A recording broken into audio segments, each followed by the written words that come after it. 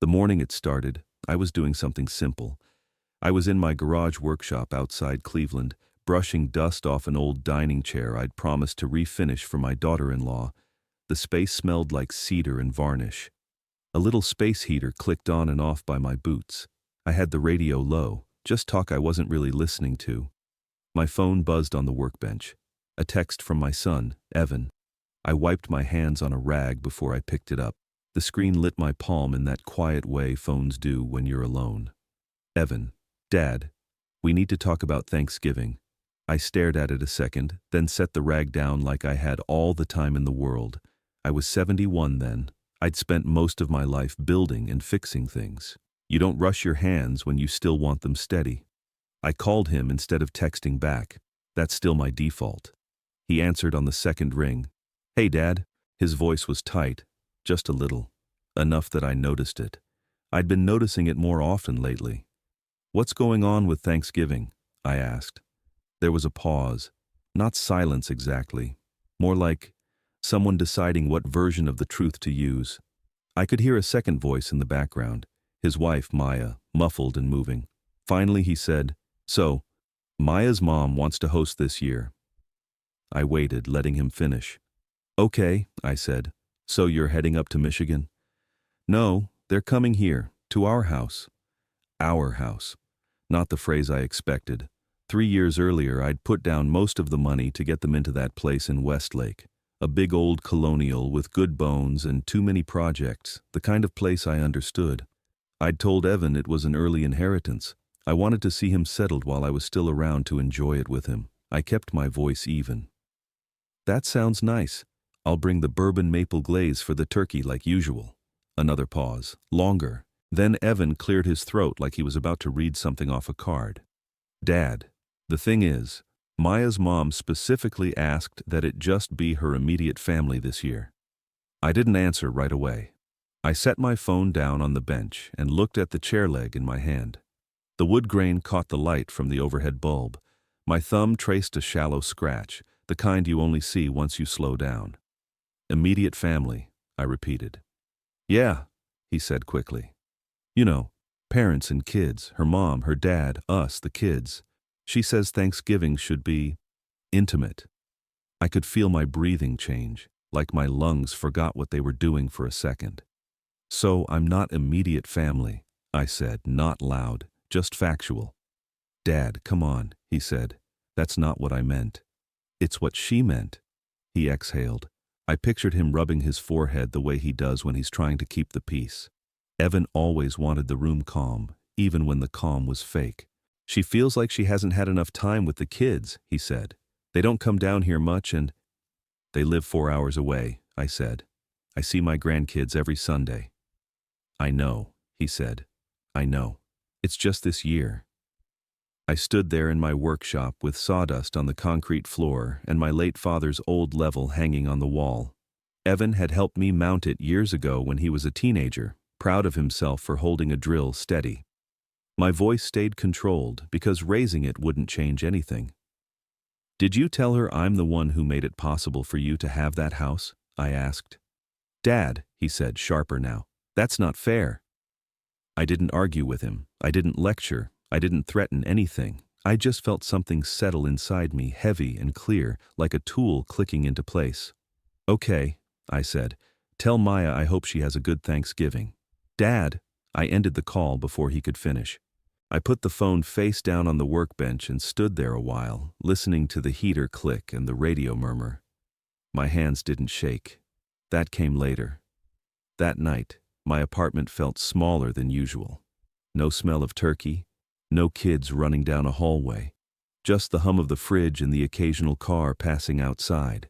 I sat at my kitchen table, the one I'd repaired twice because the legs never sat right after my move, and I kept looking at the dark screen of my phone. There was something else on that table too. A plain manila folder I'd pulled from my filing cabinet earlier without fully knowing why. Inside were papers I hadn't looked at in years, and before Thanksgiving even arrived, I already knew I was going to open that folder again. Not to beg for an invitation, for something else. Then I waited. The days after that call passed quietly, too quietly. Thanksgiving came and went while I ate dinner alone at a small diner off Route 6. The turkey was dry.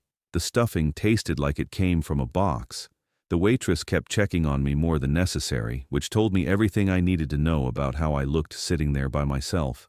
My phone stayed silent most of the day. That was the part that stayed with me. Not the food, not the empty chair across from me. The silence. Later that night, a text came in from Evan. "Hope you had a good Thanksgiving, Dad." That was it. No explanation, no apology. Just a sentence designed to close the door without slamming it. I didn't respond. I put the phone face down and left it there. The following Sunday, Evan called again. "Hey Dad," he said. "You want to come by?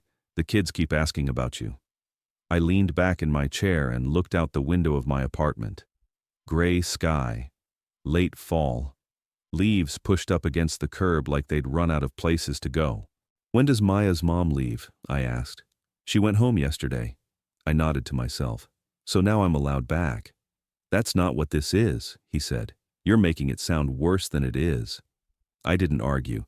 I'd learned a long time ago that when someone minimizes a problem, they're telling you exactly how seriously they take it. That night, my daughter Rachel called from Seattle. She works in software, sharp as a tack, always hears things before they're said. "Dad," she said, "Evan told me what happened." "It's fine," I said. "No, it's not." I didn't answer right away. I walked to the bookshelf instead and picked up a photo frame. Emily and Noah at the zoo last spring. Both missing teeth, both smiling like nothing bad had ever happened to anyone. "Has this kind of thing happened before?" Rachel asked. I sat back down slowly. I hadn't thought of it as a pattern, not consciously. But once she asked, my mind started sorting memories the way it always did, like laying out receipts on a table. Last Christmas, Maya's mother had insisted on Christmas morning at Evan's place. Said it was important for the kids to wake up in their own beds. I'd come later, after gifts, after the noise. In the summer, I'd planned a trip to Cedar Point with the kids, tickets bought, day picked.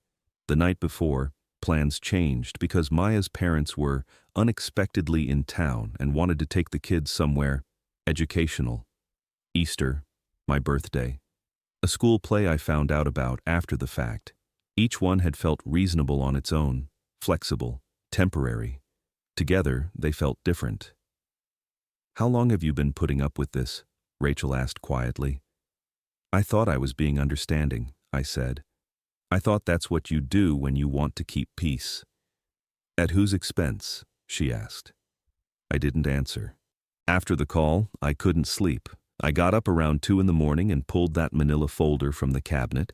Inside were the closing documents from 3 years earlier, bank transfers, the down payment receipt, contractor invoices for work I'd done myself, porch repairs, electrical updates, the back deck I'd rebuilt alone at 70.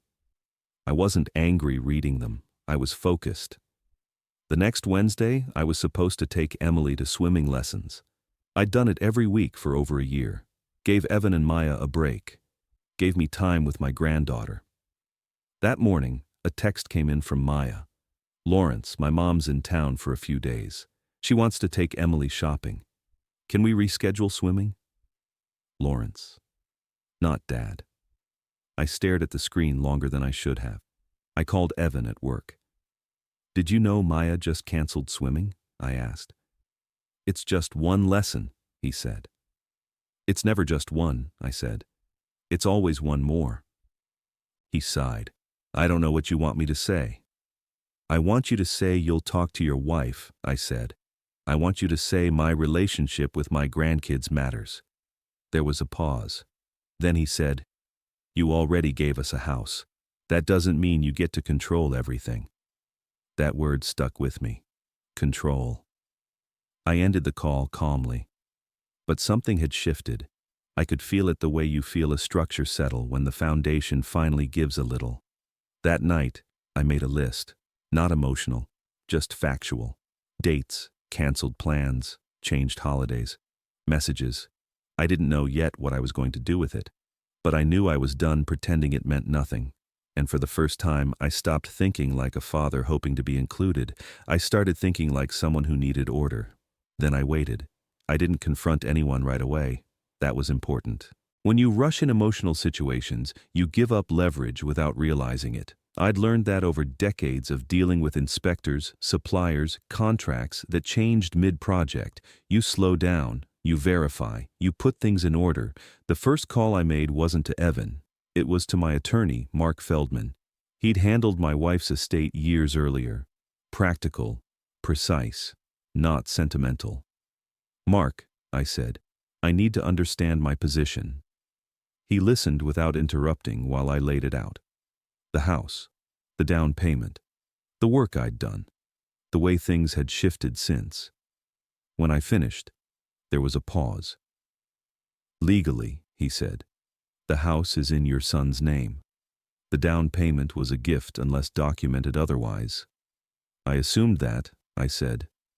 "You can't take it back," he continued, "but that doesn't mean you're without options."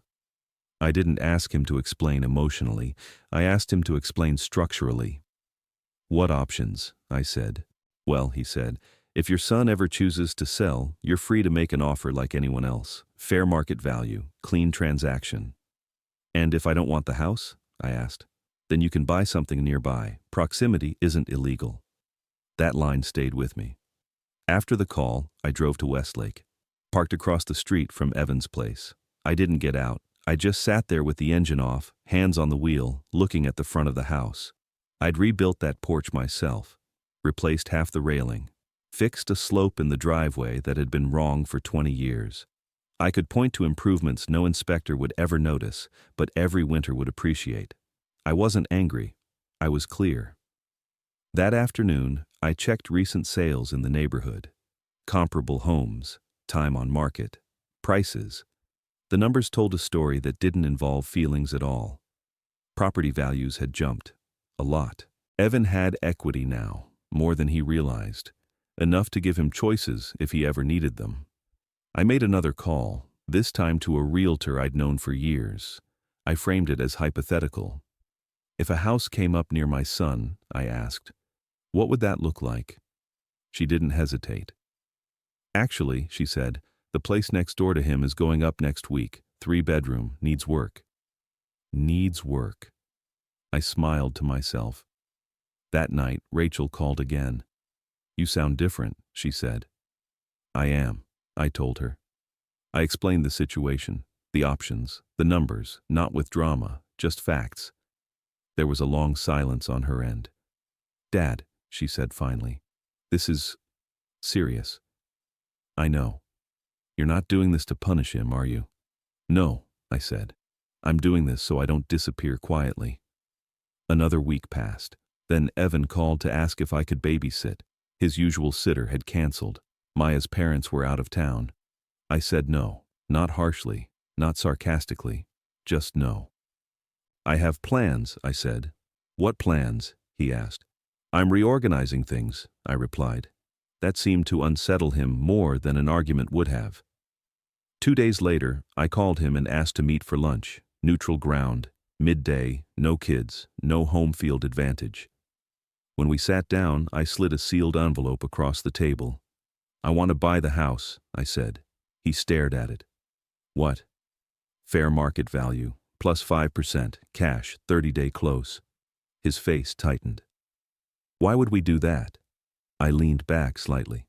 "Because," I said, "if you don't want to sell, that's fine too. I'll just buy the house next door." That was the first moment I saw real fear cross his face. I didn't raise my voice. I didn't justify myself. I just let the facts sit there between us. Then I stood up, left the envelope untouched, and walked out. That evening, my phone lit up with missed calls. I didn't answer any of them. I went home, opened my calendar, and wrote one thing down in ink. Offer expires 72 hours. Then I waited. Silence became my strategy. That was step 1. I didn't answer Evan's calls. I didn't respond to Maya's messages. When an unfamiliar number rang twice in a row, I let it go to voicemail without listening. I'd said what needed to be said. Anything more would just dilute it. Step 2 was movement. The morning after our lunch, I met the realtor at the house next door to Evan's. It was early, frost on the grass. The kind of quiet you only get before traffic wakes up. The place needed work, old wiring, soft spots in the deck, a garage door that groaned like it hadn't been serviced since the 90s. None of that bothered me. I walked through slowly, hands in my coat pockets, mentally listing materials, time, cost, order of operations. At the kitchen counter, I asked one question. Is the seller motivated? She nodded. Very. That afternoon I made an offer. Cash, clean, no conditions. The seller accepted before dinner. That was step 3. I didn't tell Evan. Not yet. By the next morning, the tone of the calls changed. Less anger, more urgency. Maya left a voicemail asking me to please call back so we can talk this through like adults. I deleted it without responding. Then my attorney called. Just so you know, Mark said, your son hired a lawyer. I assumed he would, I replied. They're claiming harassment, financial coercion. I almost laughed. Almost. What's your assessment? I asked. You made a legitimate purchase offer and expressed interest in another property. There's nothing illegal here. Good, I said. There's something else, he added. They want you to withdraw the offer on the neighboring house. No, I said. He exhaled. I thought you'd say that. That evening, Rachel called. This is blowing up, she said. Maya's mom called me. She's furious. I didn't invite her into this, I said. She says you're manipulating them. I'm presenting options, I said. They're free to choose. Rachel was quiet for a moment. Dad, she said carefully, are you sure this isn't about proving a point? I thought about that. No, I said. It's about removing confusion. The next call came from Evan's lawyer directly. I let it go to voicemail, then another, then a text asking me to confirm receipt. I didn't. Instead, I drove to my workshop and kept working. Sanding, measuring, doing things that responded predictably when handled correctly. That afternoon, Mark called again. They want to talk without attorneys, he said. Just you and Evan. I paused with my hand on a clamp. Where? I asked. Your choice. Tomorrow, I said, at my workshop, 10 a.m. When Evan arrived the next morning, he looked different, tired, not angry, just worn down. We stood there for a moment, surrounded by half-finished projects and the smell of sawdust. The offer, he said finally. It's fair. It's accurate, I replied. We could buy smaller, or rent. We'd be okay. I know. But it feels wrong, he said. Like I'm undoing something you gave me. You're not undoing it, I said. You're closing a loop. He ran his hand along the edge of the workbench, the one we'd built together years ago. He smiled faintly. I thought I was helping, he said. You were, I replied.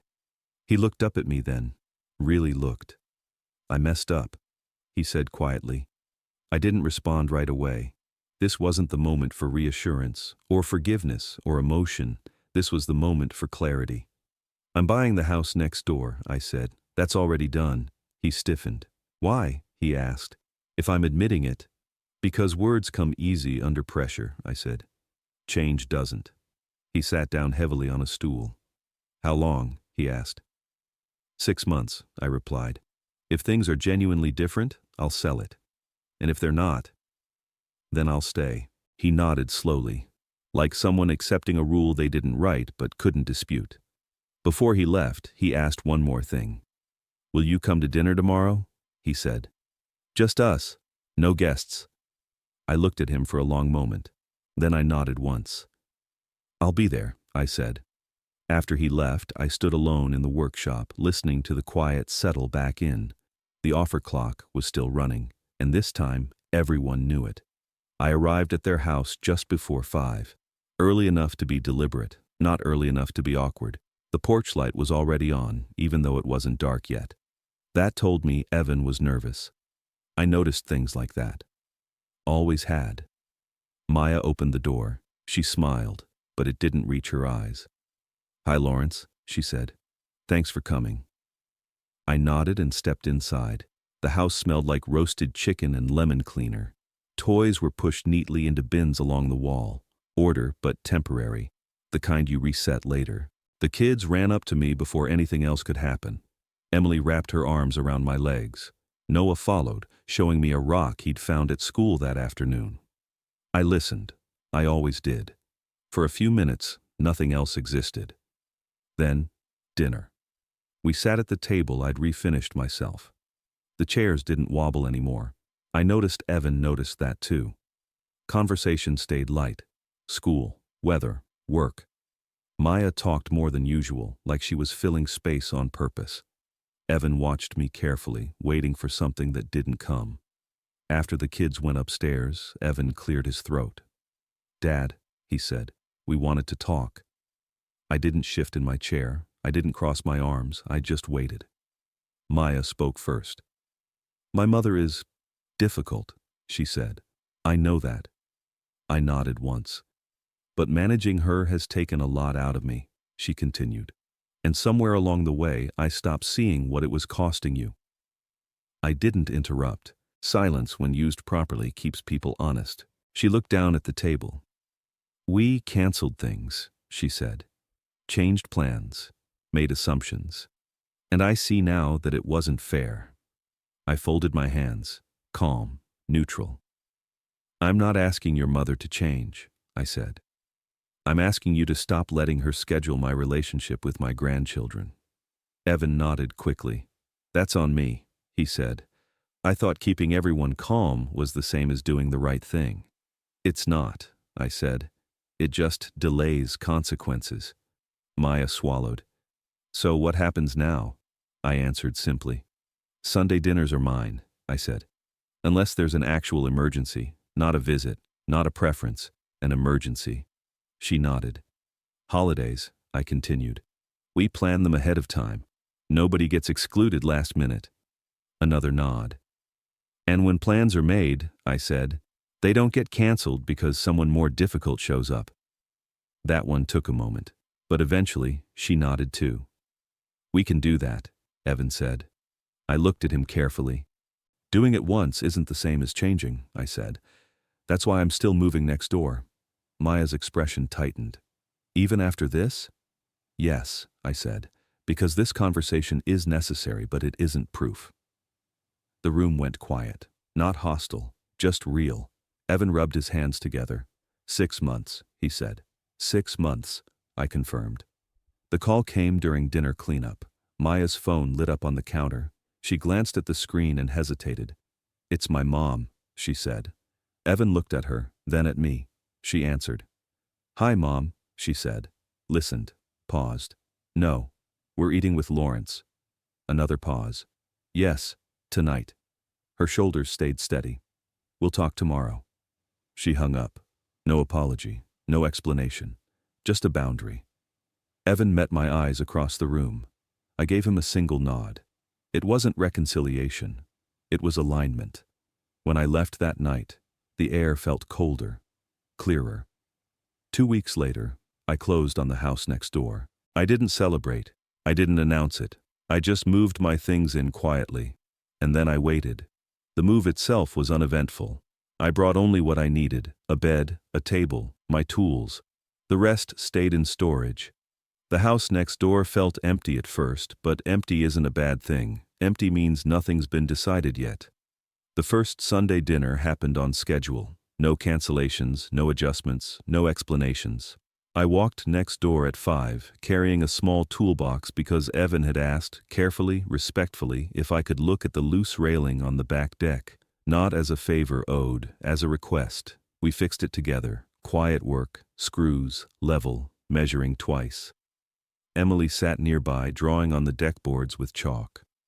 Noah handed us tools he didn't understand but wanted to be part of. Dinner followed, normal, uneventful. That became the pattern. Week after week, Sunday stayed put. When Maya's mother visited in February, nothing changed. Plans were shared in advance. Time was split without drama. No one asked me to disappear to make it easier. I watched closely, not suspiciously, just attentively. The way you watch a structure after repair, checking whether the stress points hold. In March, Evan invited me to a school event without hesitation. In April, Maya asked if I could take Emily to the science center because she really wanted Grandpa there. Those words mattered. The real confirmation came in May. Maya's mother called during dinner again. I wasn't listening closely, but I didn't need to. I could see Maya's posture, upright, steady. "We already have plans," she said. "We can talk tomorrow." She hung up and kept eating. No one looked at me. No one needed to. 6 months passed, not perfectly, but consistently. One afternoon, Evan came over while I was organizing the garage. He stood in the doorway a moment before speaking. "You were right," he said. "I didn't ask about what. We were managing tension instead of fixing it," he continued, "and we were using you to absorb it because you were safe." I nodded once. He glanced at the house, at the driveway between us, at the distance that had become very small. "You can sell this place if you want," he said. "We're okay now." I considered that. "I might," I said, "or I might not." He smiled faintly.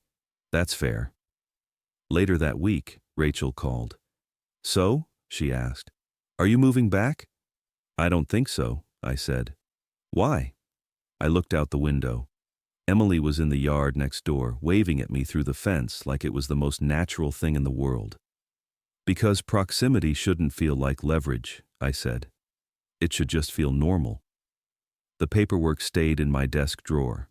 The offer long expired. No lawyers, no follow-ups. Just a quiet rebalancing. Nothing dramatic, nothing forced, just consequences settling where they belonged. That night, I cleaned my kitchen slowly, put tools away, set my alarm. The ordinary rhythm of a life that didn't feel conditional anymore. And for the first time in a long while, I wasn't waiting to see if plans would change. They already had. Then I made tea and sat down, and stayed. Life settled into something quieter after that. Not perfect, just steady. Some afternoons, Emily comes over after school and does her homework at my table while I work on small projects in the garage. She asks questions about fractions. I show her how to sand with the grain. Neither of us rushes the other. Other days, Noah knocks on the door holding something important, usually a rock, sometimes a stick, and asks if I can explain it. I always can, or at least I try. That house next door doesn't feel like a symbol anymore. It's just where my family lives. Evan stopped by last week and asked if I could help him plan a repair before winter. Not because he needed me to, because he wanted to do it right. We stood in the driveway talking through steps, not emotions. It felt familiar, comfortable. Maya and I aren't close. We don't need to be. We're respectful, clear. That's enough. Her mother still visits. When she does, plans don't disappear anymore. They adjust. Everyone stays visible. No one is quietly removed to make things easier. That matters. Rachel still thinks I should sell the house eventually. She might be right, or she might not. I've learned that I don't need to decide everything immediately, just to keep other people comfortable. One evening recently, I sat on the porch watching the sun drop behind the trees. Emily waved from next door before going inside. Evan nodded to me as he closed the garage. Nothing needed to be said. I thought about how close I came to disappearing from my own family without anyone meaning to push me out. How easily it happened, how quietly, and how many people my age never notice it happening at all. A neighbor down the street stopped by earlier that week. We talked for a bit. He mentioned something about his own kids, how visits had slowed, how plans kept changing. He laughed it off, but I could hear the pause underneath. I didn't say much, just listened. Sometimes that's where these stories start. If this resonated with you, take a moment to like the video and subscribe. It helps more people find a calm place to listen. And if you feel like sharing, tell me which city you're watching from and what time it is for you right now. I read more of those than you might think. 2 more stories will appear next, ones that many of you have already asked about. I'll see you there.